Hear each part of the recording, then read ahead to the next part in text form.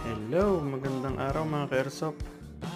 Ayan, ibabarilin tayo yung dalawang polling plate na yan.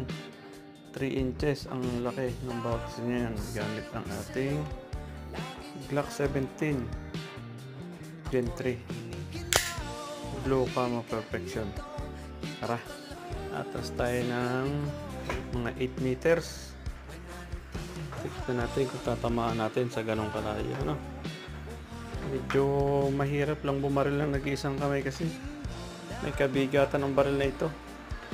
May 1 kilo ito. Nanginginig ang kamay ko pagka matagal na hawak-hawak. Tara, subukan natin. Firing! Ayun. Ayun. Ayun.